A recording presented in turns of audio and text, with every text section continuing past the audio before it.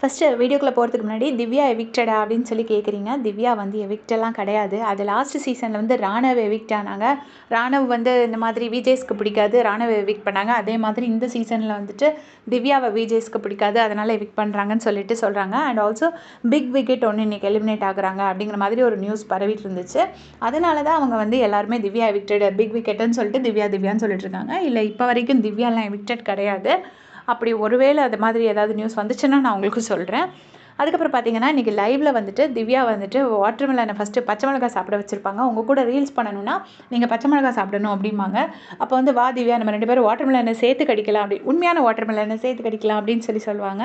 சொன்னோடனே சேர்த்துல கடிக்கக்கூடாது, நீ கடி அப்படின்னு சொல்லிட்டு திவ்யா வந்து கப்பில் காஃபி ஏதோ குடிப்பாங்க. உடனே அவர் கடிப்பார். கடிச்சிட்டு அந்த அப்படி கையை அப்படி இப்படி வைப்பார்ல, அந்த சூர்யா ஸ்டெப் அதை வைக்கிறாரு. வச்சுட்டு அப்புறமா சரி அப்போ நீங்கள் கூட ரீல்ஸ் பண்ணணும்னா நீ வந்து பச்சை மிளகாய் சாப்பிடணும்னு சொல்கிறாங்க. அதுவும் அவரும் சாப்பிட்றாரு. அதுக்கப்புறமா என்னென்னா திவ்யா கிட்டே திருப்பி போய் பக்கத்தில் உட்கார்றாரு. உட்காந்தோடனே திவ்யா சொல்கிறாங்க, இந்த மாதிரிலாம் இருக்கக்கூடாது அப்படின்னோடனே அவள் பாய் ஃப்ரெண்டு கோவிச்சுக்குவான்னுட்டு பிரவீன் சொல்கிறாரா சபரி சொல்கிறாரா தெரில, யாரோ ஒருத்தவங்க வந்துட்டு திவ்யாவை சொல்கிறாங்க. சொன்னோடனே ஆமாம் கரண் ஜோஹர் சிங், அவர் ஒரு சிங்கு அப்படின்னு சொல்லிட்டு திவ்யா சொல்கிறாங்க. சும்மா அந்த வாட்டர்மெலனை வம்பிழுக்கிறதுக்காக அப்படி சொல்கிறாங்க. அதுக்கப்புறமா அவரும் வந்துட்டு திவ்யா என் கூட பேசு திவ்யான்னு சொல்லி அதையே புலம்பிகிட்டே இருக்கிறாரு. அப்புறமா பார்த்திங்கன்னா வாட்டர்மெலனை வந்து படுக்க வச்சு அவர் தூங்குறார் போல இருக்கு. அந்த உடம்புல உயிர் இல்லாத மாதிரி வச்சுட்டு எல்லாரும் வந்து அழுற மாதிரி இது பண்ணுறாங்க.